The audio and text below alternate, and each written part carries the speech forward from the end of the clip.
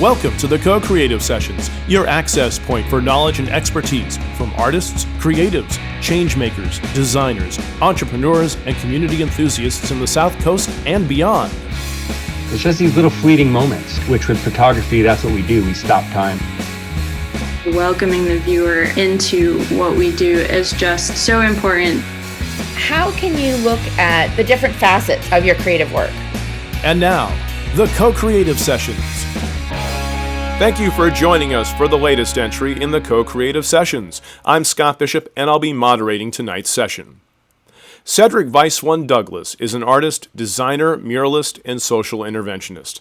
Born in Boston to immigrant parents from Jamaica, he received a BFA in graphic design from the Massachusetts College of Art and Design. He currently resides in New Bedford with his art studio in Abington at the Arnold Shoe Factory. His first experience with public art was writing his name creatively on abandoned spaces.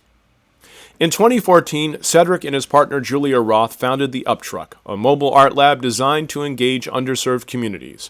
Cedric is widely recognized for his large-scale social realism murals and portraits that are highly regarded by a broad range of audiences and communities.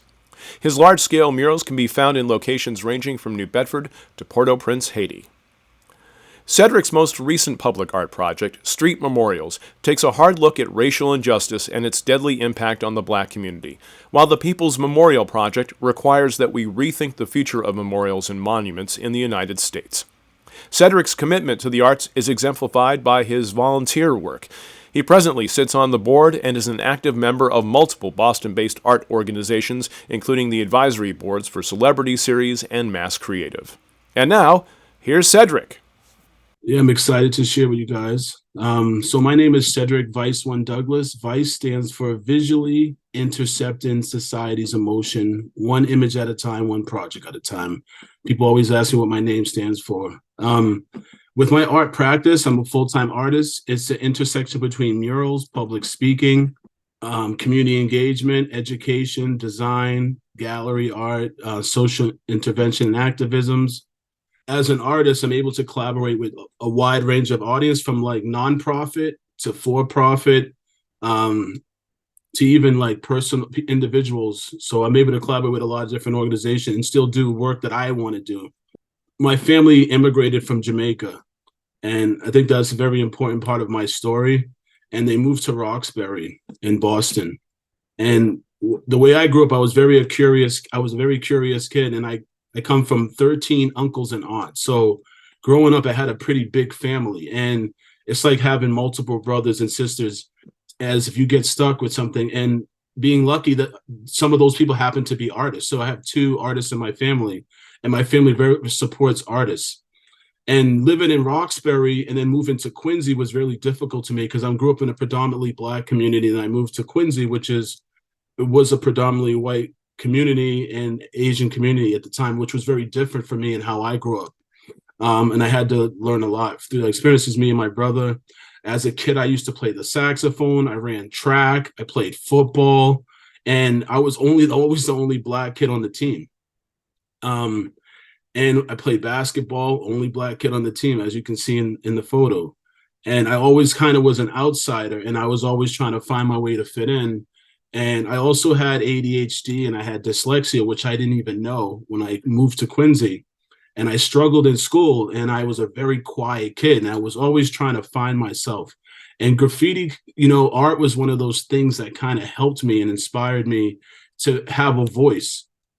This was me as a kid. On the right, you can see my face. That was me every day. I was like mad. I was angry. I just wanted to share who I was, but I didn't know how to do it.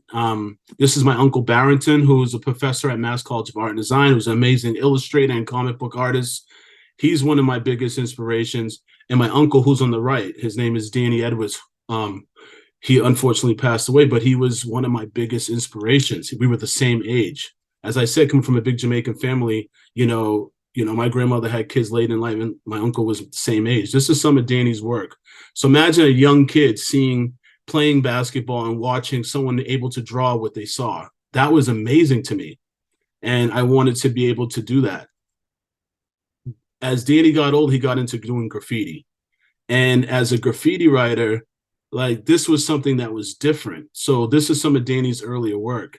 And the beautiful thing about graffiti was it was kind of this rebellious thing. And it also was sharing your voice with the world. And that's something I really loved about it. So Danny gave me my name, Finesse. That was my first graffiti name, was Finesse. I wrote Finesse everywhere, on school books, on desk, on walls, and everything, on the mail, on the newspapers, everything that was in the house, I wrote my name on. And when I got enough skills to be able to do graffiti out in the public, one of the first pieces I did was on a basketball court in my neighborhood. And the court was run down. I didn't think anything of it. I didn't think it was going to be a problem. It had grass growing on it. It was a rundown basketball court. So I did a Finesse piece, and I ended up getting arrested. I was 16 years old, getting arrested for doing something that I thought was cool and was good. I didn't see any harm and bad thing about it. And to make matters worse, they put it in the Boston Globe. I'm talking about in Quincy, they put it in the Boston Globe saying how graffiti is destroying neighborhoods, and they use me as an example.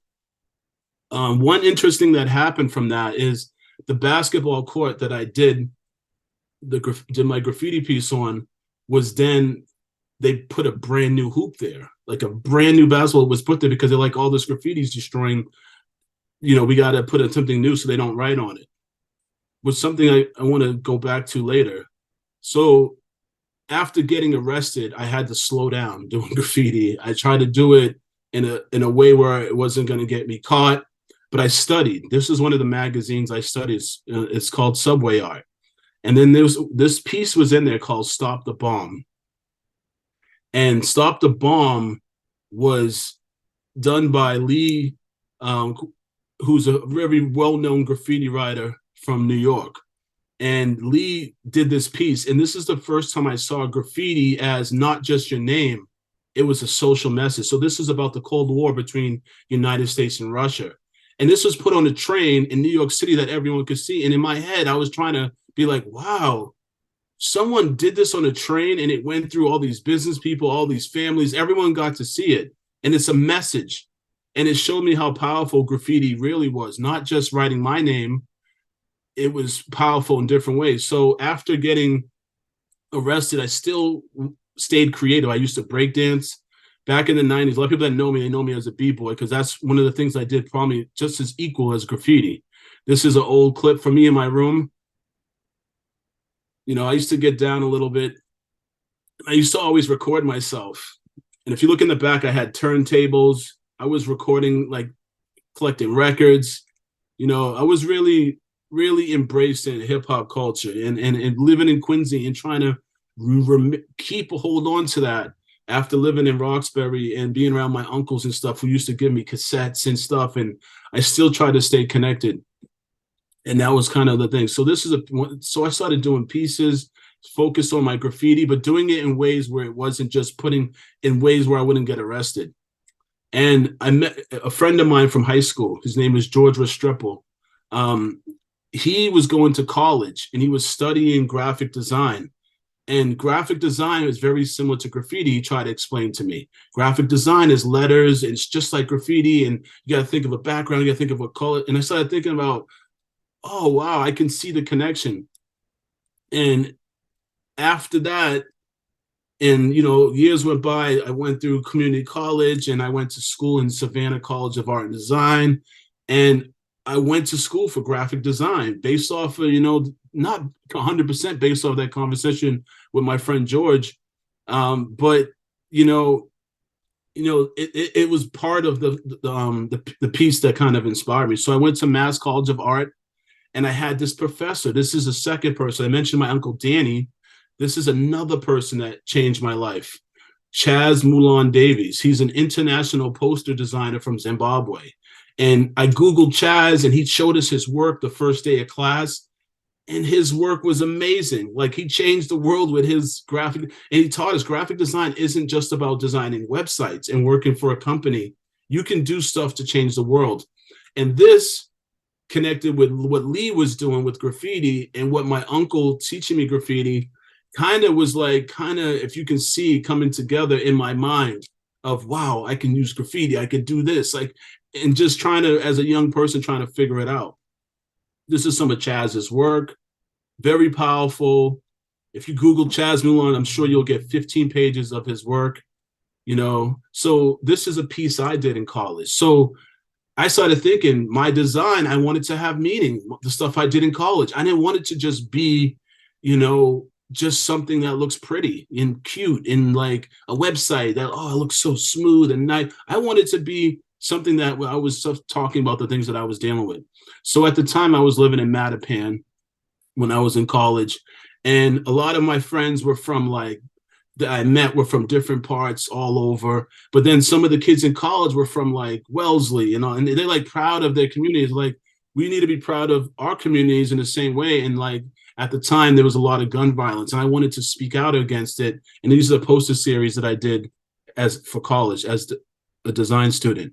I ended up winning an award, an all school show award as a junior for graphic design. And this gave me more confidence, being like, maybe what Chaz is saying is right. Maybe I can use design as a tool, not just for making cool stuff, but to make a message. So in graphic design, you have a degree project, a senior degree project, and you have to figure out what you want to talk about. So at the time, gun-related homicides quadrupled between teenagers. So like there was 12-year-olds killing 11-year-olds. Boston, in I think it was 30 years, it was the highest homicide rate between young kids from Dorchester, Roxbury, Mattapan. So I said, I had graffiti as an outlet. You know, hip hop was my outlet and kept me on the like focus. So what if kids could be linked to organizations where they can be creative? So I came up with this idea called Retrack. And if you see the gun, it says cause of death. And it says your name could be on this line. And then when you flip the gun up, your name could be on this rhyme. ZooMix, a free music program for youth. So kids were already into freestyling, making beats and all this stuff. It was a way to link them to these organizations where they can be around creative mentors that can inspire them, but also they can get paid to do it. Because these organizations paid kids to go, these nonprofits were paying kids to learn. So I tried it out. I put it on buses and people were picking it up and they were like, oh shit. I was like, wow. And I watched how people were interacting with it. And I was like, this is working. And it's like, design is a very powerful tool. And it really touched me as much as it touched other people. And I was like, wow. And kids were picking them, adults, and they were like, what in the world? Who put this there? And they were asking questions. And, you know, that was something I was like, I don't know how I'm going to do it. And I'm going to figure out a way to take this and try to make a career out of it. I didn't know how that was going to happen, but I knew that it was something that I was in my heart and I was passionate about, and I wanted to find a way to make that work. So I got a small grant. All the money for the grant went back into the grant to buy the supplies. And I pretty much lost. I might have made a couple $100s on this project, but it went back into buying because I really wanted to do this work. So, you know, sometimes as artists, we sacrifice these things. So this is a check for the community. This is an Uplands Corner in Dorchester where my art studio was. And it said, if you had $3 million, what would you do to improve your community? And this check is written out to the community and people can fill in, fix the streets, put in an more affordable housing, skate shop. And this was given to the city of Boston for people to try to evaluate. And some of these things the city actually did. They actually put in the largest affordable housing in that particular neighborhood. There was a bike shop that opened up, and they started working on the site. And this stuff was actually used. And it was like, wow, design is very powerful. It's actually being used to improve the community that I'm living. So that project, it was a small grant, but there was a big grant for a large sum of money. I never really wrote grants. You know, I didn't really know how to write a grant. And my girlfriend at the time, who's now my wife, was saying to me that I can help you with this. At the time, I did so much work in Uplands Corner, and people were just like, you need to be the one that applies for this grant. And my wife kept on telling me, everyone's like, you should do it. But I was intimidated because I didn't know how to write a grant. It was open up to the community. Plus, I think it was a national grant. And I was like, there's no way I'm going to win. But I did the work. I applied, stayed up for 2 days in a row working on this grant with my wife, and we got the thing done. And this is where the Up Truck was born. It's a mobile art truck used for community engagement. So imagine a ice cream truck going around, but instead of giving out unhealthy sugar, it's giving out art and teaching people to be, inspiring them to be creative. And when I started, this was me, my wife, my cousin, Omar, and then Nelson, who was from the community. He spoke Cape Verdean. He spoke Portuguese, Creole, and then he spoke Spanish, and he spoke English, and I think he spoke another language. But he spoke he was from the community, so he was like a very important person as on our team. And you guys remember when I got arrested for doing graffiti, and it was in the newspaper, the Boston Globe, and all that. Do you guys? I talked about earlier. So my mother flipped out when she heard about me getting arrested, and then this is when the Up Truck was created. They wrote an article that was on the front page of the Boston Globe, and it was talking about how I'm using, art as a tool to change the community. And I'm using the same tools I was using back in the 90s. I'm using spray paint. And I'm teaching kids from the ages of 10 years old to the ages of 80. We had people engaged into doing creative activities. And this is like, I think 11 years ago, actually 10 years ago. Some of this work that we were doing. And at the time, City of Boston really wasn't having a big public art scene. There was conversations, but this kind of project, the Up Truck, kind of was a really good introduction to the work that was later to come, with all the people doing amazing work. So this is a project that we did at Northeastern with people that work desk jobs that never really get out the office. They got to be creative. And we had over 100 people creating art, and they hung it inside the schools, created by all 100 participants. And as also doing the Up Truck, I was also still doing murals and still developing my art practice simultaneously. But then after the Up Truck kind of phased out, I started focusing on more murals. This is a mural me and my wife did in Cambridge. It's a 400-foot wall. It is huge when I tell you. This wall was an eyesore to people. And you can see how big it is. Count the cars. 1, 2, 3, 4, 5, 6, 7, 8, 9. That's how big this wall is. And we painted it around this time of year. We painted it in November. And it actually snowed when we were painting this mural. It was freezing out. I remember wind blowing the lift left and right. Like I felt like I was going to fall off. It was a crazy project, but it was a fun one, and we partnered with the city of Cambridge to do that project. If you're ever in Central Square in Cambridge, it's right behind where there's a Target. It's right behind right to the right of the Target on Green Street. So, like I said, I get to do some commission work. I'm going to slow down for a second. I've been running, so. Any questions about some of the stuff that I talked about earlier? I don't have a question, Cedric, but I just want to say, because I used to live in Central Square in Cambridge, it's amazing to see the transformation of that garage, because I lived there when it was an eyesore. And it's a garage I've used many times when I've gone back and visited. I'm looking forward to going back now, because I think this must be after the last time I visited Central Square. It's been a while. But it's just amazing, the kind of transformational aspect of your work. I was wondering if I know you'll get into other projects, but could you talk a bit more about how you look at the transformational aspect of creating these projects? Just going back to when I was back in the 90s, when I was doing graffiti, I wanted to put it everywhere. Like I studied streets, I studied buildings, I studied areas where like there could be a mural there could be an art. I want to paint a face there, but I was always afraid I was going to get arrested. So I never pushed it to the extreme that I wanted to. And now I feel like the opportunities now, there's opportunities for it. And looking at these spaces like the Green Street Garage, I always looked at that garage and was like, they need to do something with that. Like I always wanted to paint it. I think I hate even saying I might have done graffiti on it. As sad as it is, back in the 90s, I might have even been one of the people that have done graffiti on it. And that's something that graffiti is like, it's like people hated graffiti. And it's just like, when I see walls and I see places, I'm just like, I wish I could paint that. Now it's like there's an opportunity to transform that, because I know it's going to bring, especially if it's, like it's going to bring something good for the community. And like when you walk by brick and rusty buildings, like what does that do for people? Like it doesn't really bring you joy. There's been studies that they've shown that if you put people around beauty, it changes your mood, it changes your mindset, it changes your day. And like if you're walking by plants, flowers, like nature, your oxygen, your murals, color, thoughts, like this is, this is going to help make people have, inspired to do things that they might not have thought of.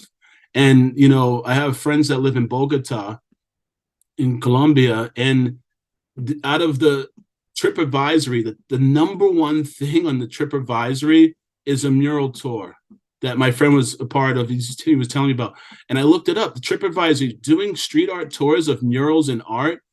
People go to Paris and they don't go. Some people don't go to the Vatican. They go walk the streets and just look at the street art, and it's just like, it's a different language, and it's like it is transformative, and it's a conversation that people can usually connect with. It's not something that's like so deep that people they've lost connection. And that's what I try to do with the work, and not even just the mural work, is to create art that is accessible to everyday people so they can have conversations and connect with, not just something that's so so deep that people are just like, I don't understand. That's why, even museums nowadays, they're trying to do stuff. I've been commissioned to do stuff with museums because they're trying to find ways to get people in the doors. And they realize the stuff outside the doors, it's like they want to have conversations outside the doors. And that's kind of like something that's kind of becoming a growth in how people view art. Because sometimes museum, you have to study it. You got to understand what they're talking about. There's different references, but there's a place for that too. And I believe that. Yeah, I hope I answered the question. Absolutely. Super dope, first of all. Awesome. I knew a little bit, I'd heard about your art truck, but I didn't know the sort of extent of it. That was an amazing project. But how did you end up with the garage commission? That's what I'm wondering. Did you get approached to do that, or did you propose something? For that one, we got approached. The Cambridge business. I wasn't the only one that did. Me and Julia weren't the only ones that did mural in Cambridge. There was about 8 artists, and most of them were from New England. I mean, from Massachusetts or from Boston, and there was some that were from like California and different places, but most of them were local, and they just reached out. They heard about the work, and they were just like, "We love you." A lot of the mural projects I have is word of mouth. Like from one project leads to another project. There might be a write-up or something, and then people are, so a lot of different things like that. So they reached out to us. And that project was dope because they paid artists, they paid decent prices. Some mural projects, in my earlier career, I had to take a lot of loss, and I just wanted to put it up. And some of the stuff that I didn't get paid that much were some of the most beneficial projects, actually, which there's one of them I'm going to talk about later. So there's kind of this give and take with a lot of this work. It's interesting because back in the 90s, a lot of this stuff was done for free.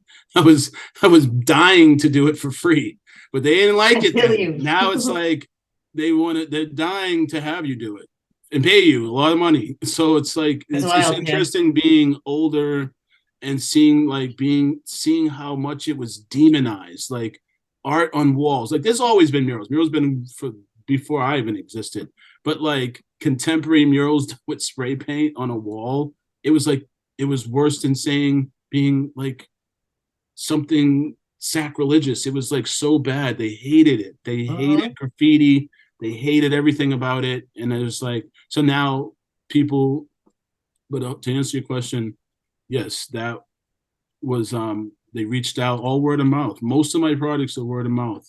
That's awesome. Which is, you. But it's like doing a lot of losses to get to people can reach out. So Yeah. Yeah, and just trying to be I'm glad you busy. get paid for that one. It's 400 feet. Yo, yeah. Yo, Yeah, and they paid pretty serious. decent too. I mean, it could have been a little bit more, but and the thing is too, like some of these projects, like you get paid for and you do it, and it's like, damn, I should have asked for more. It's like, damn, that was way more work, especially doing it in the snow. Me and Julia, we are going through the lift. The tires are spinning. Like we're in the slushy snow. It's windy. We had to buy like super double base layers. It was so cold because Yeah. that area was like a wind tunnel because there's two buildings, a garage, and wind just had nowhere to go besides sway the lift and then the snow. I mean, we don't get snow till like January now in Boston, so Massachusetts. I don't even think we ever get snow again. So that's changed. Weather is super challenging. The wind and trying to paint is crazy. Oh yeah, and your hands freeze up. I can't believe you're on the lift with the slush. That you guys are nuts. That's awesome though. No, really awesome. It took a long time. I'm not gonna lie. That mural took a long time. It's big. Yeah, that's huge. It's also like I think 3-4 stories tall. And we had a tiny lift for that. We had 2 tiny lifts. We didn't even have a good lift because you couldn't fit a rough terrain lift on that sidewalk because it wasn't wide enough. So we used a really skinny lift. So the wind was going up with a skinny lift, and we're like, and I'm not the lightest person in the world, and I'm just like, we got to get this done. I don't want to have a bad story. It was super windy. That was one of the ones that was like, you can't control the wind. Nice. That's something else I was going to bring up. I don't know if you were going to talk about it at all, but like pricing things, I always wonder what people charge and like how they do it per foot, per hour. Well, that's a good question. And I think that I charge based off of my, like how I charge, my pricing is similar to like a fine artist does with painting. So like, if I sell a painting for a certain amount of money, I'll charge the same amount for how much I would paint. So if I do like a 400 foot, say if I do a wall that's 13 feet or 15 feet high by 30 feet high, which is portrait size, like vertical, like a portrait size, I'm going to charge similar price based off of the next project. So if that project was like a $20,000 project or a $15,000 project or a $10,000 project, I'm going to charge around that price unless there's more work involved. I don't charge per square foot. I have a lot of friends that charge per square foot. Like a friend of mine charges $35 per square foot to give you a ballpark range is kind of what. And it adds up quick. So it's a pretty good price. But I don't do that because I might do some. I just recently did a mural at my college and it was small. But it was 5 stories tall up.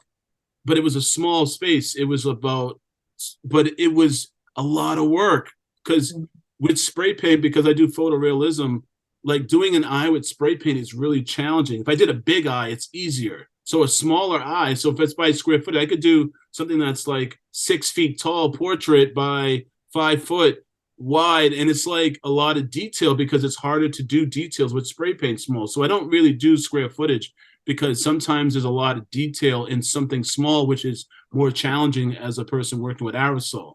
So I don't really do the square footage because sometimes you lose as an artist. It might take you way longer because then time is a thing. Some artists, there's a mural artist I know who does stuff all over the world.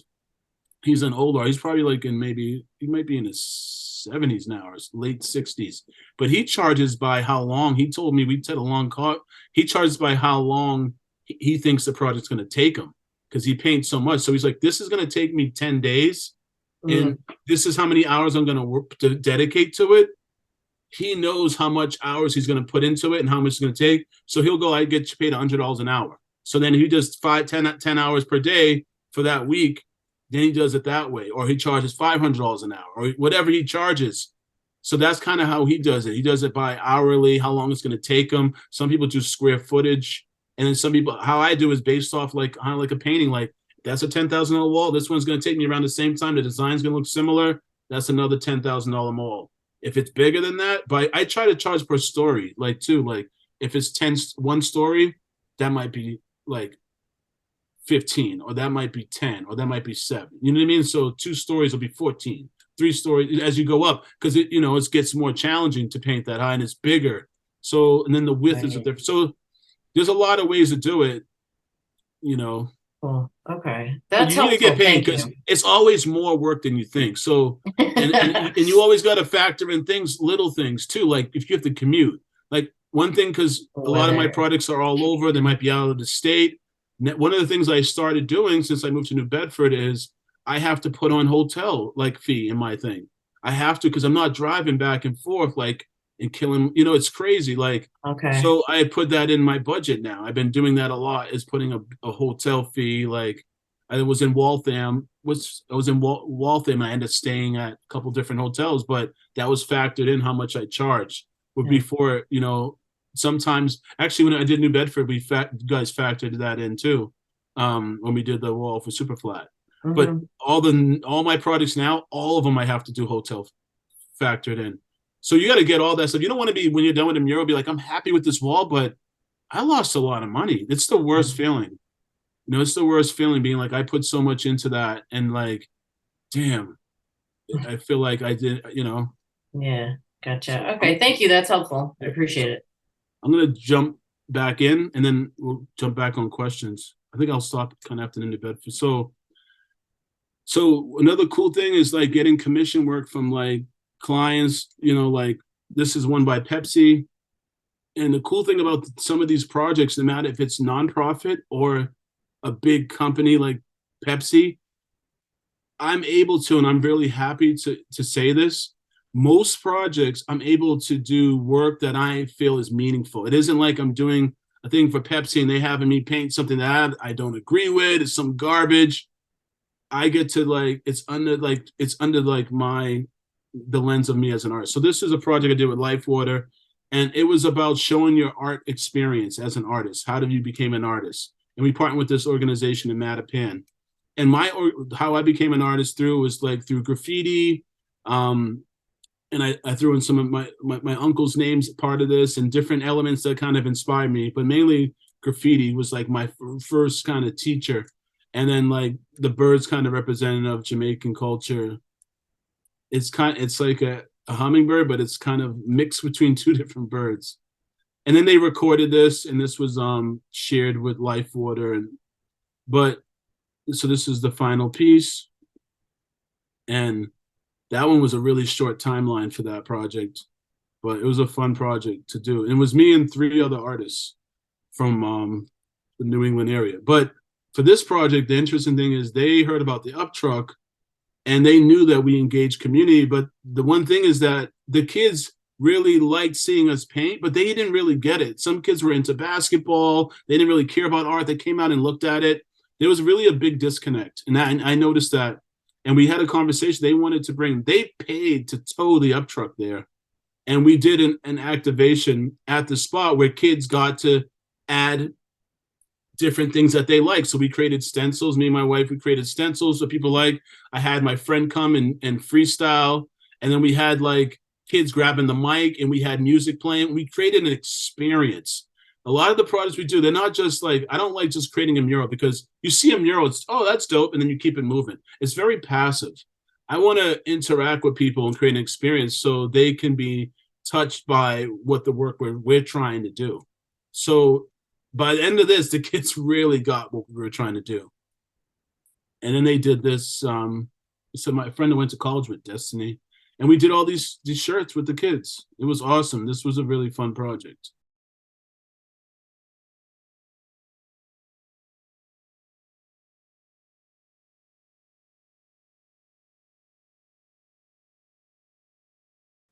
That was a really short ad, but it got 1 million views on social media.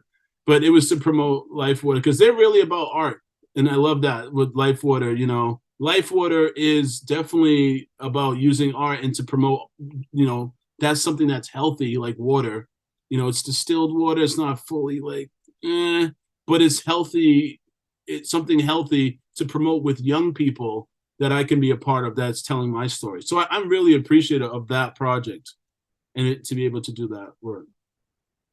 And there was some little bad things that didn't go well with that project too. All these projects, they look so fun and cool, but there's always challenges with every project. Some ones, when they go smooth, it's like you gotta look around and touch yourself. Like, was that like? It's part of it. Like public art, there's a lot of cooks in the kitchen. There's a lot of things. There's a lot of things that have to like go perfect, and it's work. And then anyone doing this work that thinks it's important, it's good. So Black Madonna is a project I did in Lynn. It was a mural festival. Artists from Canada, LA, Boston, Florida, Puerto Rico, where else? Dominican Republic, Brooklyn. Artists from all over the world were part of that festival. That was one of my first festivals, street art. And that project this is a very important project because this is one of my first mural fests. Me and my wife created this piece. It's called the Black Madonna. It's right down, if you ever go to Lynn, it's on Monroe Street. And it is a really beautiful piece. This is one of the pieces I'm very proud of. But this is one of those projects that I said earlier. This project, we got paid like $2,000 or something, and we got like hotel, and we got like a card to buy food and stuff. Like, we didn't really get paid to do this project that much money, but I needed to do this. I wanted to show like what I can do and really challenge myself. So sometimes like the money isn't always what it is. And this project, I got tons of projects from this. I still get people reaching out to me about this project, and it's gotten so much pride. There's a project I did in Northeastern. I didn't get paid what I thought I should have got paid for that one, but that one got me mad projects. So sometimes, you might not get the money for the project, but I'm very happy with this. Me and Julie were very happy with this piece, and the experience of being part of a mural festival and we got trained as a lift. We got lift training. So I got a certification at my college. I just had to show like certification. They wouldn't let me use the lift unless I had certification. I was like, bam, I got trained on a scissor. I got trained on the boom. And so it's like that increases my job opportunities. So there's a lot of projects where I needed certification, but that was part of the festival. We got trained, we got certified, and we met all these cool artists from different cities. And that's another important thing. It's like, is being able to travel and do your art. That's something I've always wanted. I love traveling. I love seeing different communities. I love meeting people. And we were able to do that and trying different foods. It was a dope Mexican restaurant right in front of this wall, which I'm not going to lie, we went to every day. And we had people sitting there eating at the wall. Like, so there's so many good adventures that happen. And this is one of the first ones that kind of started it. And I want to do another version of this piece someday. And yeah, so this is an aerial view of that wall. If you can see, there's like a picnic table. You see the picnic table? We created an experience. Like, people started sitting at this wall. People were coming to us and showing us sketches they did in elementary school, and they used to draw like this. Like, the things that happen at some of these walls, you can't even document. People were playing drums. Like, there's a group of group of people came over. I don't know the name of the organization. I forget the name of it. But they started bringing drums, and they were freestyling in front of our wall. It was just a dope experience. People were eating their breakfast at the table. It was just such an amazing experience that happened. This wall, we had a big speaker. We were bumping music. We were having people tell us what songs they like, who's their favorite artist. We were playing it, and we were playing reggae music. We had fun. It was just a great experience. We had people making their shirts. We did the Vice one. And another special thing about this wall is I pushed myself. I'm really always interested in technology, but I know it's a double-edged sword. So I partnered with someone from Brazil. I went to a conference on augmented reality, and I was really interested in how to use it. And this is 2017. This is a while ago. And no one really was using, there was a few artists that I researched that were using augmented reality. So this was kind of early stage, so it's not that amazing, but it was, I'll share with you after. Let me just show you guys. So you can see the prints even were animated, the prints. And then the mural was also animated as well. So the prints, so you can see it come to life. And I kind of art directed how I wanted it to look and everything, and she created it. So the cool thing about that is that I got you, and the thing is, like, I try to stress to a lot of artists too that I talk to, especially in college, that are freshmen, sophomores. Like, when you graduate too, you don't have to do everything. Like, you can collaborate with people that do it. Like, you don't have to. Like, imagine if I had to learn augmented reality and do all. It would be insane. Like, I would have to, like, I couldn't do it all. So, like, I partnered with someone that was able to achieve what I want. And the dope thing about this, we got a key to the city. The mayor gave us this beautiful thing. But, like, this is what I was trying to say. Like, this is some of the things that's really beautiful that is special to us, but we didn't get paid a lot of money. But the experience was really worth it. Cedric, I'm wondering what's the starting point for you with collaboration? Where does it go back to? Because it's obviously a really huge thing in your artistic history. Yeah, I mean, I don't know specifically where it comes from, but as a graffiti writer, there's so much things I learned from graffiti, and from, like, graffiti taught me about design. It taught me about art. Like, it taught me about color theory. I was learning through it, didn't even know. But collaborating is part of graffiti. You get a wall and you have to work with someone and you figure out how to make it happen. And by the end of the day, it's like, wow, we just did that. And it's like, it might be someone you met on the bus, like, let's go paint together. Or it might be someone that, and it doesn't have to happen just through graffiti, but, like, that was my personal experience and how I learned to collaborate, because it's always about graffiti's all about collaboration, and it's about crews and learning from each other, and, like, passing skills that you might have learned to someone else that and then, like, it's kept sacred, and then you, like, pass it to the next person, and that's a beautiful thing, a part of graffiti. But it definitely comes from graffiti. Graffiti really is about collaborating. So I'm going to show one other mural. Okay, I'm going to jump back in. So, Healing Properties of Art, and this was about the Belle Forge Art Center. And Mandy asked about how some of these projects. This project actually was, someone reached out to me that I knew, that was started an art organization in Medfield. And this is an abandoned mental field. So this is in Medfield. If you know the movie, The Box was filmed here. X-Men, there's a bunch of famous ones, but it's the only mental institution like stuff that's left. It's abandoned now, but it's right on the trail. It's actually a beautiful place. So this building they wanted to paint, and they wanted me to do a mural for it. So, but I did a research what the space was about and everything, and did this. But this was someone that I knew, someone in the art world that I knew, who was started this project. And this was a really fun. This is a student at the high school. She's an amazing violinist player, debate team, but she was just a really amazing person to work with, and her family. They were gracious enough to have it painted. So this is the mural. I wish I had a picture of what the wall looked like before. It was so bad. Run down. There was pieces flat. It was really bad building. But it was, you're able to transform. And if you can see too, there's like there's a loading dock there where the middle of the violin is a loading dock. And the one thing I want to say about this space is this mental institution was very different than most mental institutions. They believe in teaching the people that were part of this institution arts. They have an art center. They had music. They talked about the people learned how to farm. They had a farm on this institute, and they also had them working on like the building. So like they would work with the people that were maintenance people. So like they really were big on the arts, and so they believe that rehabilitation was not just like you had to be the creativity and being active, not just sitting in a room and looking at a wall. They believed in being active was part of that. So that's kind of where a lot of the inspiration for this project kind of came from. And they had a celebration at the end.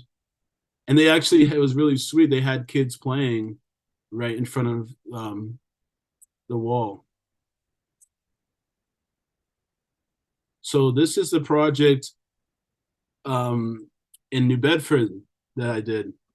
And this project was another special project. There's a lot of parts to this project. This is the wall before. This is on Route 18. And this is like before I even got to the wall. That's Jim on the ladder. I don't know if you guys know Jim McKay. Am I saying his last name right? Jim McKeague, yeah. McKeague, yeah. So I would never go on the ladder like that. That looks crazy. But like he's up there, like they and the community helped like paint this wall before I even started. And one of the things as an artist I love doing, as a person, I love asking questions. I love meeting people and I love asking questions. And even when I was in college, I was asking people on the bus what they thought of something, like, what do you think of this idea? Like, that's part of who I am as a person, but it also comes up into my work. And like, you might not think this art, but to me, this is part of the artistic process. So I was asking people, what do they need? What types of art does New Bedford need? And it wasn't like everyone's feedback was going to make this mural, but it was really getting a sense of what people felt should inspire the community in a mural. So I didn't take every idea and say that should be in the mural, and I told people, like, this isn't going to be a mural about what you want. It's really about seeing what things are important to you. And we engage people. I'm talking about people at red lights. This is more of a shorter process. The Domino's guy, I was like all over asking people, kids, really getting a wide range. And one of the things I end up doing later on is asking kids what they want to. So one of the things, sorry, let me just jump back for a second. So out of that asking questions, what I really got out of that was people wanted to show that the youth, there's a future with the youth. They really wanted to show the youth and inspire them. And this got me thinking about like what you can aspire to be. And that led to this idea, like, I came from like living in Roxbury. I came from very tough circumstances.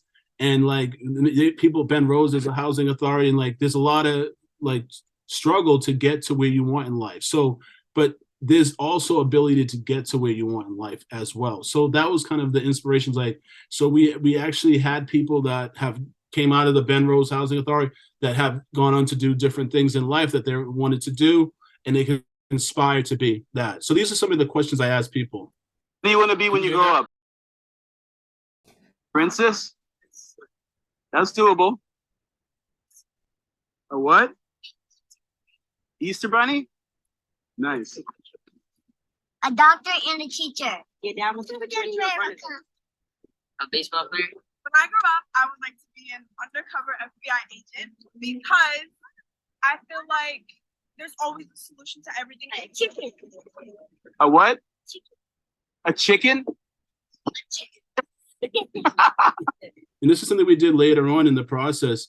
And it was really interesting to hear what kids really wanted. Like, if I was to do that mural, I would add a chicken. I would add all these funny, cool, interesting things in there. But it's interesting. They said a lot of things because we said we had athletes. We had some of those things people said, too, that were part of what the mural ended up being. So this was another part of this mural. Before the mural was even started, I had people in the Ben Rose housing development. We set up on the streets. We had music playing. We had people design their own shirts. And these are kind of based off of some of the things that people were saying. If I could chime in with a question, I'm sorry, I missed this earlier from Shakira. Do you do the wall prep when walls are terrible or damaged? Yeah, I mean, I've done everything from priming it myself to having someone else prime it, and like I had to spackle before, or like put some masonry, like different. There's always a different thing, but I always evaluate the wall, and before I start, I say this is going to need this, and this, and that has to be covered by a maintenance person, or I would charge. I'll even call a mason and say, how much would it cost to fix one of these walls? And they give me a budget and I research how to do it. I'll just charge them not the same amount, but a little bit less because I'm not a professional. And I'll tell them this is what it's going to cost. But I very seldomly have to do that. I'm very lucky that there's always a maintenance person that works at the facility that does that. Or like Jim was gracious enough to paint the wall with the community. So like those are different situations. But for this activity this is something that we've been doing with the up truck for like when me and Julia started doing stencils and having people design their own shirts. And what this really does is it really gets people to be creative. Like, and people always say, I don't do art. And with the stencils, and this is like, this makes it so people can create art and not make a mistake. Because as soon as someone makes a mistake, they feel like they're not an artist anymore. They feel like, I messed up. But once they do and they see how easy it is, we try to encourage them to really step out of their comfort zone. And it's always someone says, no, I don't do that art. Oh, is this I have the bar here. So this is the guy, yes. So this guy right here, I remember he sat there and just looked for like a good hour. Do you remember that, Dina? Do you remember him? I don't know if you remember, it's a while ago. I did. He just watched to see what was going on. And then he felt comfortable enough and he did it. And he was really proud of his shirt. And it's really interesting how, but like the thing is with me is like, I don't want to just paint a mural. I want to really engage the people that live there too. Like people are going to, they have the shirts now. They created it. They created this. They didn't create the mural, but they're part of that process. And as an artist, I don't think everyone can be an artist or everyone should be an artist, but I think everyone has creativity in themselves and self-expression, and they have the ability to do that. And I think that's a very important part as a human being that we have within us. And that can lead to other things. It could lead to becoming an artist. It could lead to things. And I had people in my life that inspired me to make me realize that that was a possibility. So this is part of that creative art making.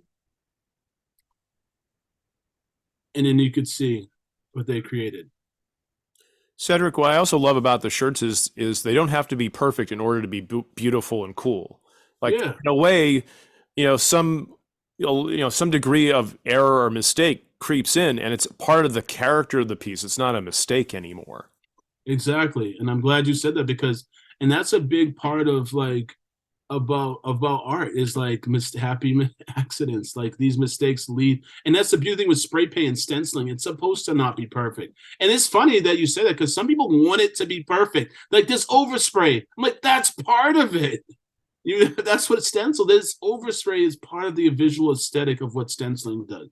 And some people just don't want that. They want it to be a perfect t-shirt like they bought at the store, but we have to tell them that that's part of it, and you have to embrace that. But I love doing this activity. We've been doing this for like 10 years. Julia and I have been doing this since with the up truck, and it's always like people love this activity. And they have something they can take. And that's something too, that's a real important part of it, is like they have something they can have. That's something they created, they can wear and be proud of. So this person came to almost her, and there was one other person that came to almost every event. And we were just like, this person, is someone that we want to highlight. So another component to this mural, some people see that mural, they think it's just a mural. There was so many other parts to it. And it was great working with Superfly, and they help facilitate all this stuff. So for the Third Eye Opening event, we brought these canvases from the Ben Rose to the actual event, and people can fill in. And they can fill in, just like with the Northeastern Project, they can fill in. And these are actually people from right next to where the mural is in Ben Rose that came out to this. And they got to stencil on and fill in the canvas.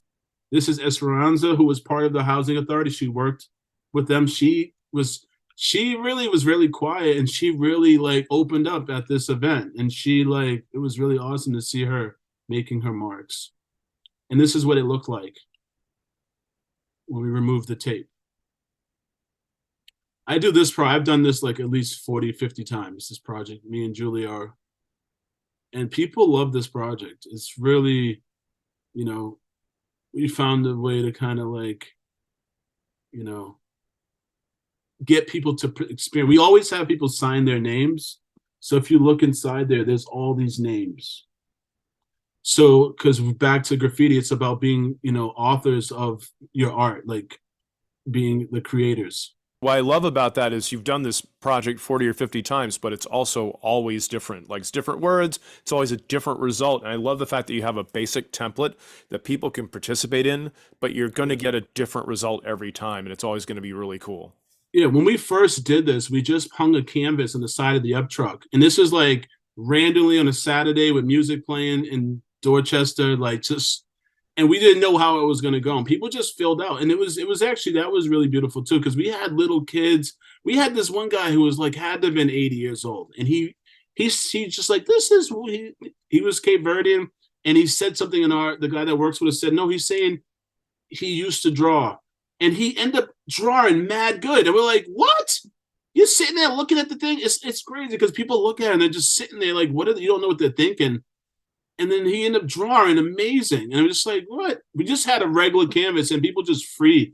And then after that event, we had a debriefing. We're like, maybe it needs to be more structured. This is 2014. And it just was random. And we're like, it's beautiful what people did, but is there a way to like harness it? We're still trying to perfect it. Maybe there's something else. The one thing I don't like about the background is just blank. So it's kind of like, maybe there's things we can add other art and do it. I did something in Cambridge like that where I did a mural and they did the bottom part. So we're just trying to find other ways to do this. But yeah, that one I've done. We've done a lot. So this is Kim, who is another huge person. Is it Kim Goddard? Yeah, Goddard. Yeah, she was an amazing part. She worked with Superflat and she did a lot of the photography work. So this is the reason we chose. I think it's Amelie. But she came to almost every event. She was like so excited. So she's the reason why we chose to be the subject for the mural. So this is the photo that Kim took. And then we took all the people that were from Ben Rose that gone on to do different jobs and all the kids that were part of the mural that were from Ben Rose. And then Kim took their photos. And then this is just some of the process of the mural. And I think this one took longer than I expected, but it's a big portrait. And also another person that was part of the process, Jeremiah, who you can see in there.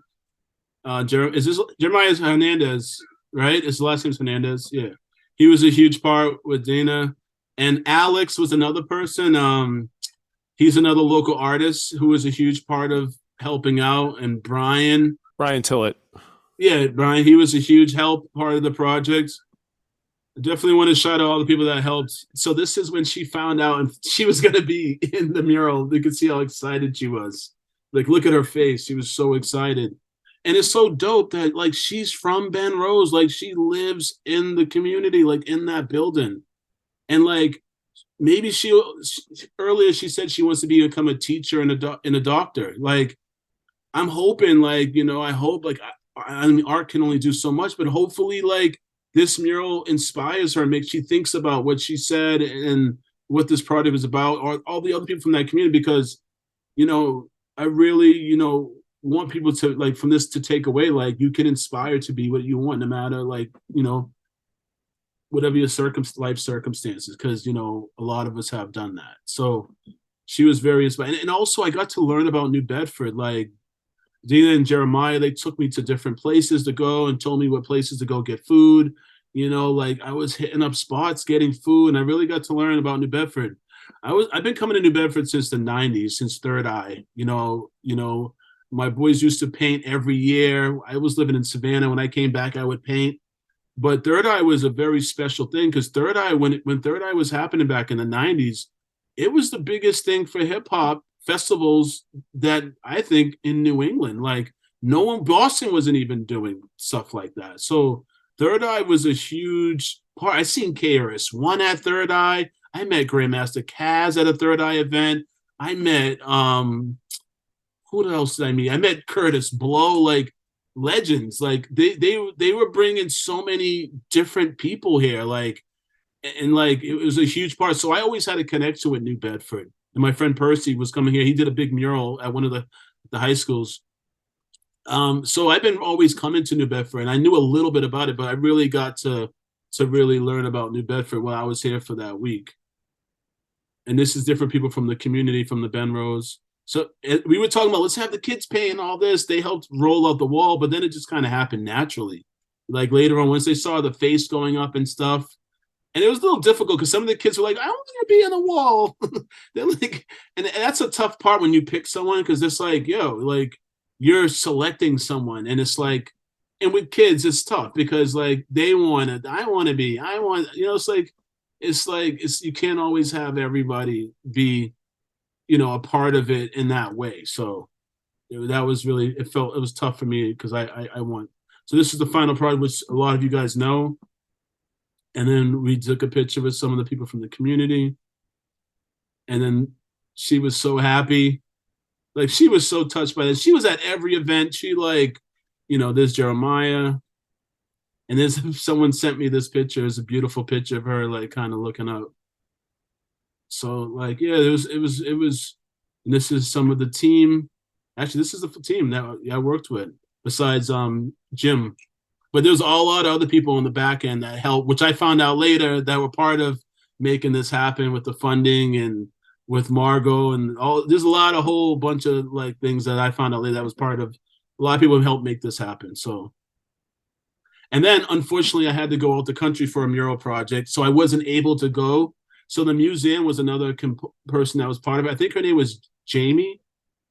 I'm so bad with remembering people. Yeah, Jamie Uretsky was the curator at the museum. She was the curator, so she was part of this project, and we made it multi-layered. It was really good how Superflat designed it, because this is the type of projects that I like doing. I want to be engaged in the community. I don't want it to be street painting a mural and leaving. Like that's what a lot of street artists, they paint murals, they leave, they go to the next city. I want to really connect, and this project I think was very successful in connecting with the community and like empowering. And this is some of the process from the thing. And I was felt bad that I couldn't go, but I had something lined up after where I had to go out the country. So this is some of the process that at the end of the mural at the museum, the New Bedford Art Museum, which is another dope component, another partner on this project. So it had multi-layers to it, which I think was really dope. And then it ended up having a really cool write-up in the paper. He drove by and was like, wait, when is this mural? And like he ended up doing a really beautiful article. Not article, but he just documented it. I don't think it was a written article, which is dope to, you know. Might have been Peter Pereira, the photographer. Yeah. Yeah, because he does like a daily photo that frequently appears in the Standard Times. That would be. I think it was Peter. Yes. Yeah. And then right after that project, which was an amazing project, me and my wife, we went to Haiti for another mural festival. And there was some artists from France, from Belgium, Miami, Mexico, Florida, and I think that was it. Florida, 2 artists from different parts of Florida. And I think that, and another artist from Brazil. And Haiti's a beautiful place. It reminds me of Jamaica.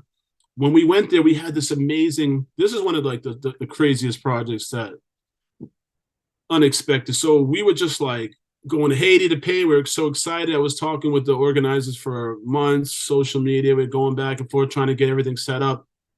And we had thinking of ideas, me and Julia, what we're going to paint. And then when we get there, we start seeing people walking around with these yellow containers in their hand.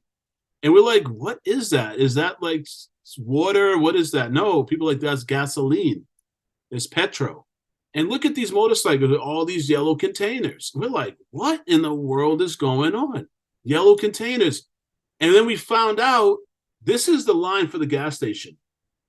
There was a shortage on gas. People were waiting for 15 hours in line to get gas. Imagine if you had to wait 15 hours to get gas.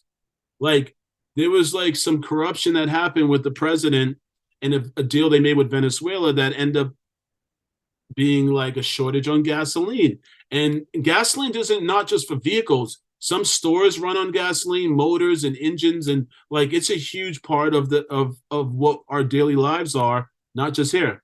So our wall happened to be in the middle of where this people were protesting about what was happening in the community. And this is us planning out what we're going to do for our wall.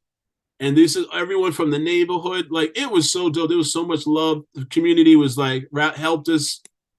And we end up changing our design to talk about what was going on in the community, because we thought it was important, because what was happening there, this was not being broadcast in the States. There was one article that we found out. We started researching about this stuff and asking questions, and we wanted our mural to show love back to the community and talk about what was going on. So we realized there was one article, one organization from Florida that was writing about it. This was happening while we were painting the wall. So we would go out day one and start our outline, and then like they like grab us, you gotta go, you gotta go. Like, we were there for 12 days. I think we painted for like 3. Like, it's probably one of the fastest I had, because this would happen. We were protesting, and people were just fed up with the government and what was going on there. It was really corrupt. And we happened to be in the middle of all this crisis. So they was trying to get the president to go out of office. They wanted him to step down because of all the corruption. This was happening right in front of our wall. We were gone before all this happened, but this would be like day one. It would be clear, and then this would happen.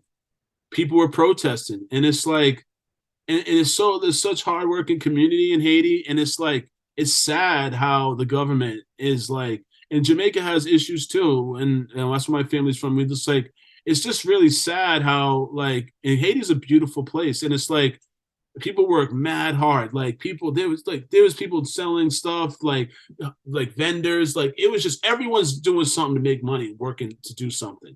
You know, people just sitting around doing nothing. Everyone's working, and like a lot of these murals aren't really. They're just, Haiti is one of the countries that's really pushing murals, and even in Jamaica, they have with spray paint. There's actually a store that sells spray paint. So they're starting a whole culture in Haiti around mural painting with spray paint and contemporary street art type style of painting. And we got to meet a lot of those artists. And people were watching us paint and asking questions. And they started helping. People started getting involved. Like, I've never, out of any mural I've never seen people engaged in the way it was like in Haiti. This one guy sat and watched for an hour. I'm talking about, it might have been longer. I turned around, this dude just sitting there. He was like walking down the street and was watching what we were doing. I look back, we were like I finished working on the bowl, and I go back working on the head, and then I look back, this dude's still there, just because like, we're like, we get to see that in the States more often, people painting murals, but like they don't really see this that much with spray paint, looking at the can, like, how are you doing that? And we're trying to like communicate and have people translate for us to kind of communicate what we're doing and why we're doing it. And we're talking about, this is for you, this is for the community. And this is the final piece. And we had to work with the vertical. So like that petro is like the natural resources, and fruits and vegetables or fruits or vegetables are part of like natural resources. So we kind of showing like, this woman's knocked down, but she's going to rise again. But like, this is like how the government's kind of treating. So this one, and we still communicate on what's up with sometimes with some of the people from that neighborhood, and they send us picture. They keep the wall clean. They make sure no one. So it's like, it's all love. And we're like, we hope to go back there sometime. I'm going to show one last mural. And this one's that, but that project in Haiti was so like, it made me really think about mural making and like how important it is, and how for a community, and it was, I'm not gonna lie, it was kind of dangerous doing too. Like, I wasn't expecting that. Like, the airport was shut down for like, we didn't know if we were gonna even come back. Like, the airports was shut down. Like, you saw the pictures. There was real.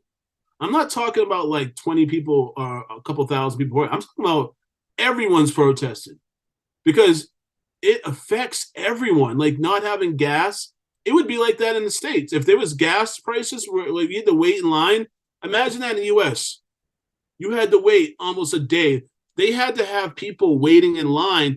We were driving around in an SUV, like I think it was like a 4Runner, a Toyota 4Runner, and it was on empty, like the yellow light. I'm talking about for 2 days. We're driving around, not far distance, and we were waiting for someone to get gasoline. If it ran out of gasoline, hopefully that dude got it to fill up the car. That's how crazy it was. Like, it was beyond painting a mural, that experience. It was, I learned a lot. and met some really amazing people that still persevere through all this hardship that's going on there. And it's just like, you know, it just gives you a different peace of mind of the world and of society and what your art making can be about and should be about or could be about. So jumping gears, this is a project I did in Boston. It was a collaboration with Boston Medical Center. And again, Boston Medical Center, like that's a client. And this project was actually, I know Mandy asked about how some of the projects. So this one, I got this project reached out to me this was from an ad agency that was working with Boston Medical Center. They reached out to me one year to paint at like one of their events. They had like a year gala. So they had street art painted about what their mission was at one of the events. And then the next year, they commissioned me to work with Boston Medical Center again to paint a mural. And I was born at Boston Medical Center. My grandmother worked there when I was like probably 8 years old. And she used to be a janitor. She came from Jamaica, worked changing trash cans, and doctors used to shake her hand and give her like so much respect and look at her like she was an equal. It wasn't like, you're a janitor and I'm a doctor, but they would shake hand. I would go to work in there. And Boston Medical Center, that's how they are. They're really about like really thinking about people and trying to like make a better future for people from the community. And especially like Roxbury, Dorchester, because that's who they serve mainly, is those communities. And me being born there, like their whole thing is about, they're trying to focus on equity. And they were doing this kind of before equity. Equity has become like this kind of, everyone has to have equity and inclusion, but this is kind of, they were doing this kind of before that. And that's what they really stand for. They have, you can get your taxes done at Boston Medical Center, a hospital that does your taxes, because they believe that if you don't have your taxes done and your financial situation done, how are you going to take care of your family? How are you going to take care of your kids? Like the basic needs have to be met. Some people won't even go to the doctor until they can go to work to go make food on the plate. That's how my mother was growing up. And they're not going to work on trying to take care of their needs. So they're trying to find a whole way of thinking about equity and it as like a lifestyle. So the mural kind of was representing that. So my mother, I painted as part of this mural. So that's my mom's. First time I ever painted my mother on a wall. And this mural was about equity. And equity, so my grandmother came from Jamaica, right? With no money, just came here for a better life for her family. And this on the left is kind of like the Blue Mountains of Jamaica coming to America. And she bought a house for all her 13 kids on her own. She didn't get help from her husband. She did it all by herself. She was a very powerful, strong Black woman. And to this day, like I think about her all the time and what she did for our family. So this is kind of a homage to my grandmother's story working at the hospital and her journey to tap into the unlimited potential that we have within us. I'm part of a philosophy called Nichiren Buddhism, and it's about tapping in to be able to reach happiness in our lives. And through struggle, we have to work every day to try to reach these goals. No matter what circumstance you come from, you have the ability to reach happiness in your life. And this kind of mural is talking about this ability to tap into the unlimited potential within inside of us. So the key is kind of like over her hand, and it's right in touch. And it's about her kind of like tapping into this potential, which we all have, which a lot of people from the community can identify, no matter what cultural background you come from. So that's what this mural is about. This is like a quarter of my family that happened to come down for the mural. So in 2016, I just got fed up. A lot of my art comes from having a conversation with someone and being like, yo, it's messed up that blah, blah, blah. Or that's mad funny. Or like things that like earlier before the Zoom, we had a conversation about truth. What's really the truth? And about technology with AI, AI. And like it's getting to a point where you might not even know if I could be an AI talking. This might not be me. Like I never did that presentation. It wasn't me. But like, what's going to be the truth? And that is a reason. And I was saying that art needs to be made about that, about what's truth. What's truth? So I get into these conversations and talk about stuff, and I'm like, art needs to be made. And I believe in that. And that's where my inspiration comes from. Or something's funny. I go, I should make some art about that or draw something funny. Because when something can get you in the gut and get you going, laughing so hard like you're crying, there's something beautiful there. Comedians are amazing at doing this. There's something there.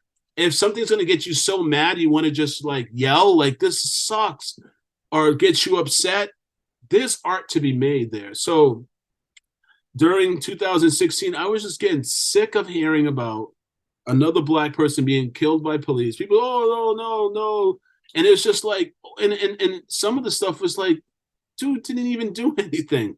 Or like, what happens if that dude got away? Like, what's the worst could happen? The kid was a teenager. I did graffiti. I could have got killed doing graffiti. I had friends got guns pulled on for doing graffiti, writing their names on a wall, not killing anybody. So I was started getting really upset about that. And my uncle, this is my uncle Danny Edwards, the one that he used to write Devs. He had a heart condition. He passed away. And when Danny died, I created this sign for him, Dev Zone. He had this crazy heart condition. As kids, he always had problems. I'm just like, he's the one that inspired me. I created this sign and I put it on the street where we grew up in Roxbury. So it says Dev Zone. And it has the year he was born, the year he died. And that's right in Grove Hall in Roxbury where we grew up. Across the street, my family's Jamaican. Across the street was an Antiguan family, which is from the Caribbean as well. And this is Odin Lloyd. You guys might have heard about Odin Lloyd. He was killed by Aaron Hernandez, a football player. It was all in the news and all this. But he grew up across the street where I grew up. I created this sign just for Danny. That was it. But after I found out about Odin, I said, let me do one for his family. And then I was in Miami for Art Basel. Art Basel is an international art festival, and it happens every year. It was amazing that I go there. I used to go every year.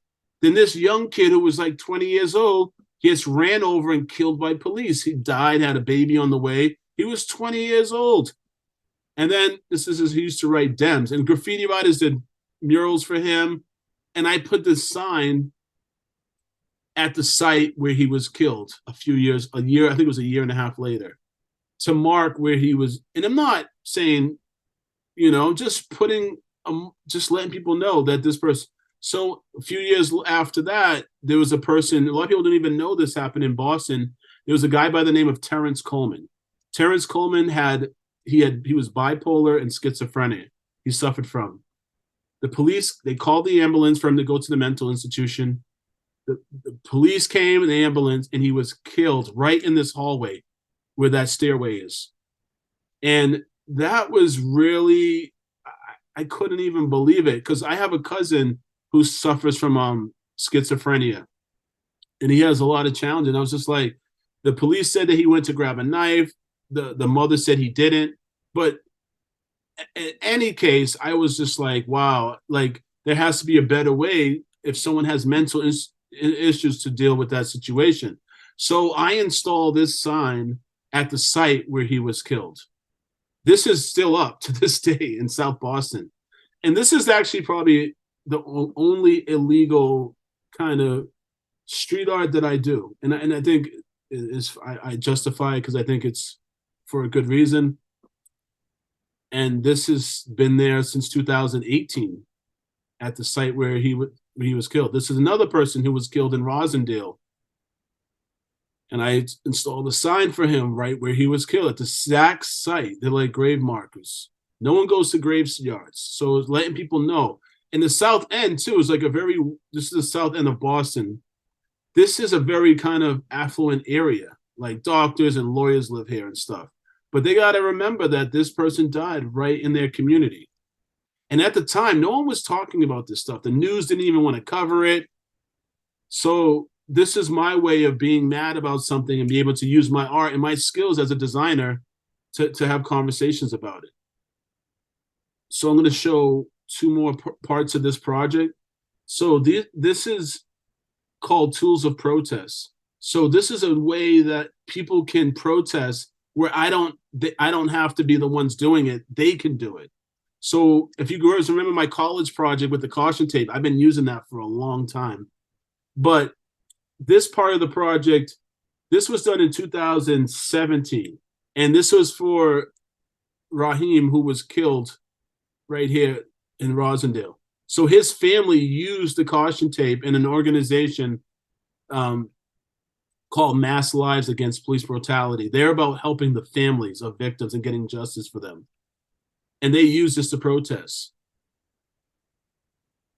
And then I did these, the last names of people that were killed by police, and I hung them in elevators. And this was really impactful, this going in an elevator and seeing this.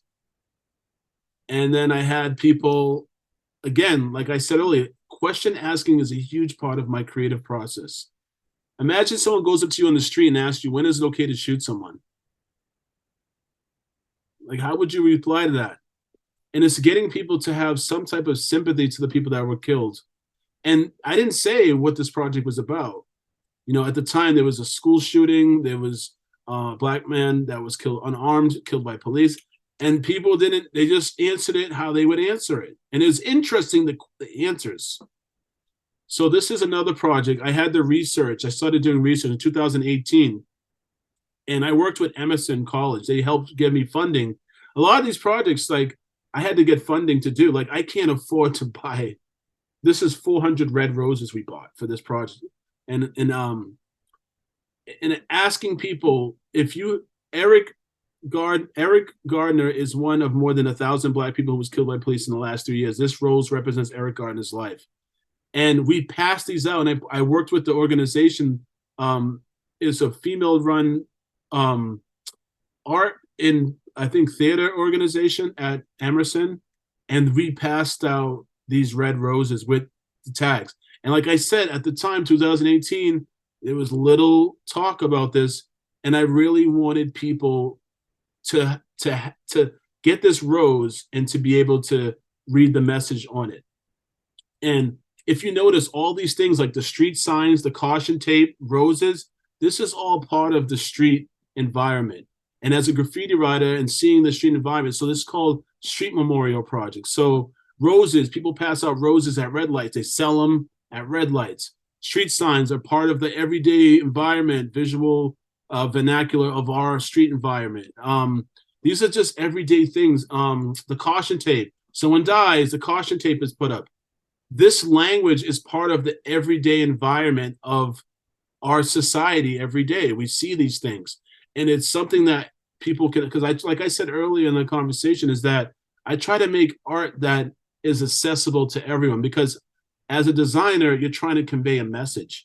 And that message is, it can't be something that people can't understand. It has to be something that people can connect with and understand. So when my wife, when we did the up truck, we passed out red roses to people on Mother's Day. People that just didn't seem, that needed an uplift. We went to people's house and passed out roses saying, Happy Mother's Day from the up truck.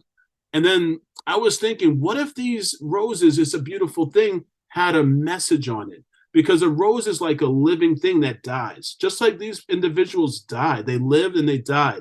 And like, it's like a living sculpture almost. So that's the frame of mind that I was thinking of when I was passing these out.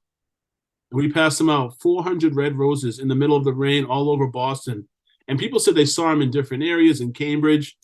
And it was really touching. And then I went with my mother, because I could be one of those victims. When I put up some of those street signs, I could get killed doing that. Like, it's kind of crazy, but like, I could be killed by police putting up a sign about Black men being killed by police. So like, having my mother be part of this and showing like that, you know, like, especially like Terrence Coleman, her mother like was like an advocate for his life. Like, I thought, and I created this memorial cart that has different parts of people's lives in the story and things that are related to memorial culture in the city that are part of this memorial cart.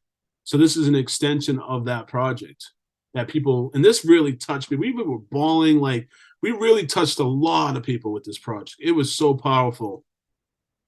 And then all this stuff this is pre-George Floyd, and after George Floyd, this stuff just sat in my art studio.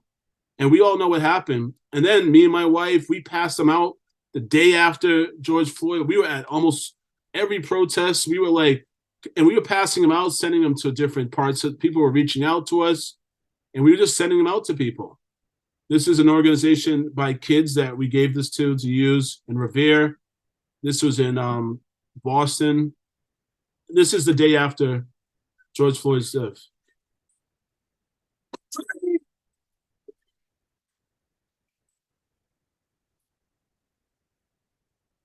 And this is at the, but like, this is something. So these are these words have become like a common thing, which I don't like don't shoot, I can't breathe, but these are the last words. So these are like memorials of words. When I came up with this idea, I was thinking of the last words you say before you die. Like, imagine that. So these are all the last words that people said before they were killed. And they were used for people who were using this. I am just the creator. They are the ones that can use it in any way. And people use it very creatively. This is a very powerful image.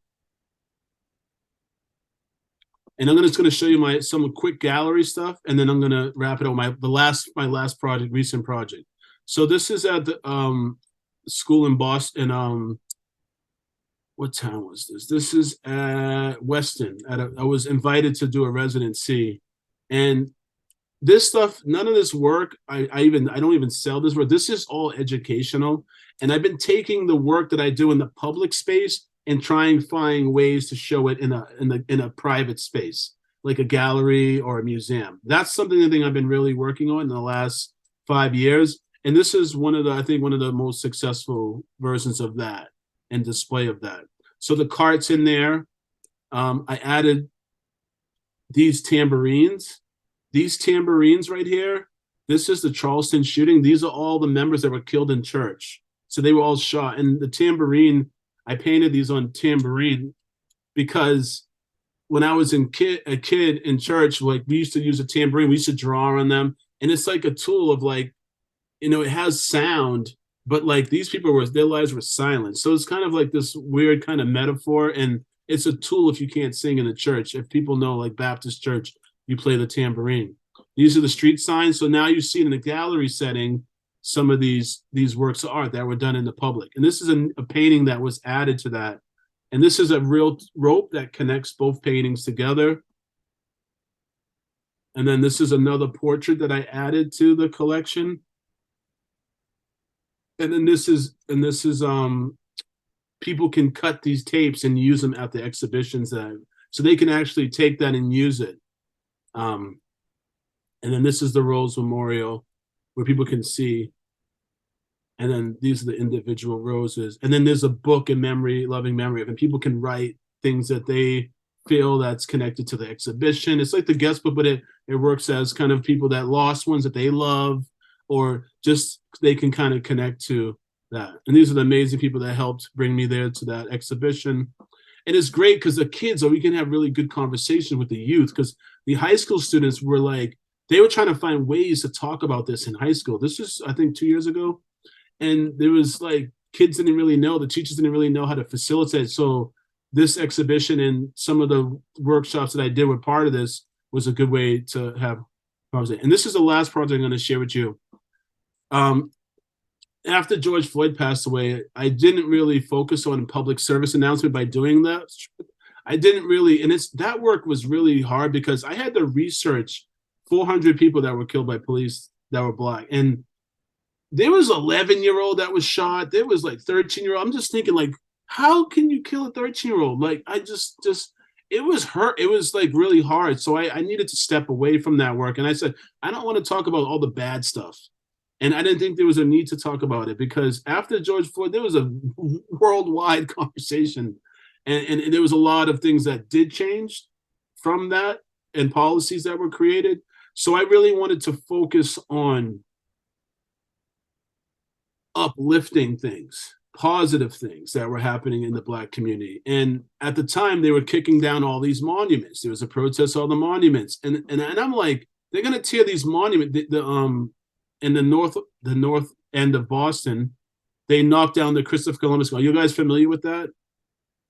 So they knocked the statue down and got beheaded, and it was removed. And this is what was left. And this is the middle of COVID. This is 2020. And I'm sitting at my house trying to deal with COVID and all this crazy stuff. I'm like, they got all these all over the whole United States. It's going to be this empty base with an empty, no statue there. So what I decided to do is think about is there a democratic process to invite people to be part of that, to vote on who they want to memorialize. And I went and asked that were underrepresented. So I went and asked like prime people from Boston that had some type of authority, or in everyday individuals, respected people of Boston, to nominate 3 people that they think were underrepresented, the Black, Indigenous, or Hispanic. And they named different people. And the top 5 people we made into these monuments. I worked with an organization called Luminous. They're like an organization that does projection mapping. And again, collaboration. And we work together to help my vision come to life.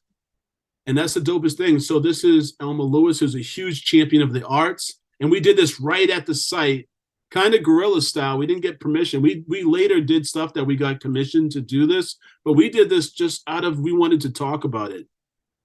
This is Massasoit, who Massachusetts is named after. Matt, why isn't there a monument about him? And it's like a productive fiction to make people think, why isn't there monuments of these people? Keith Elms, Guru from Gangstar. He's one of the top 20 hip hop artists in the world. He moved to New York, but he's from Boston. He's from Roxbury.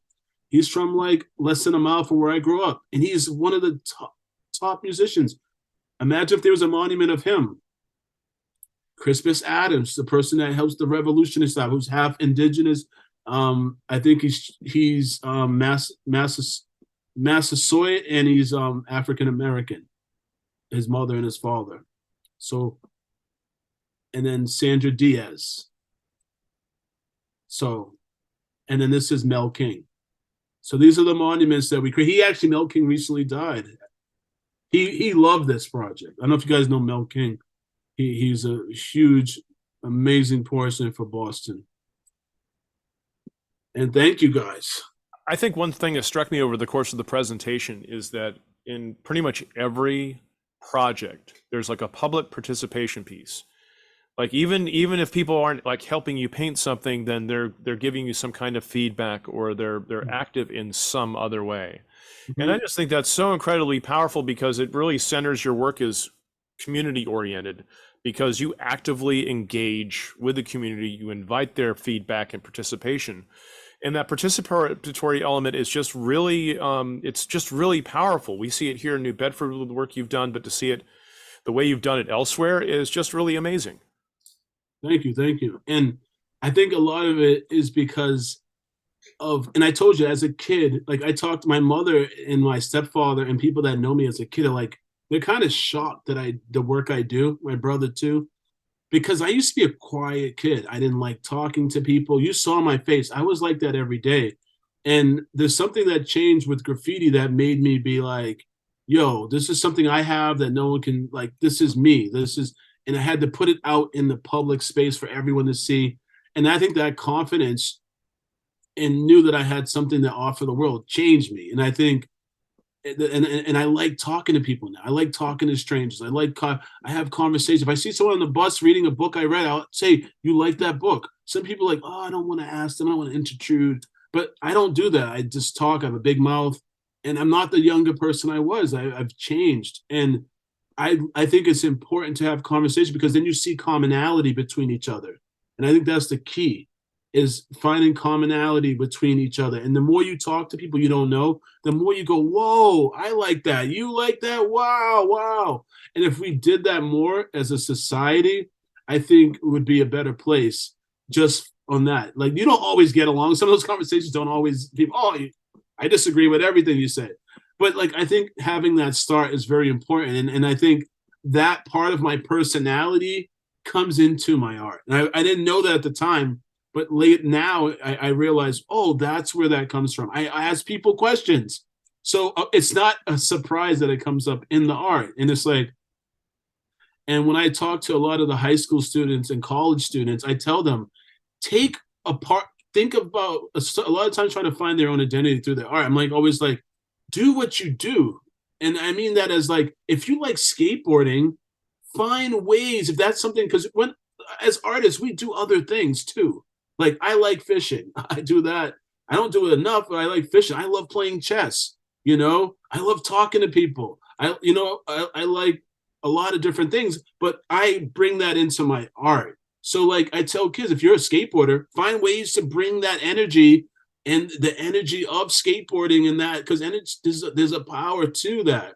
And it's something that's a part of who you are, to bring that into your art. Thanks for joining us for the Co-Creative Sessions, funded in part by the Acushnet, Dartmouth, and New Bedford local cultural councils, local agencies which are supported by the Mass Cultural Council, a state agency, and funded in part by 2 programs administered by the New Bedford Economic Development Council, Federal Award Number SLFRP 1067, awarded to the City of New Bedford by the U.S. Department of the Treasury, and by the U.S. Small Business Administration, SBA, via the Community Navigator Program to support COVID-19 small business recovery.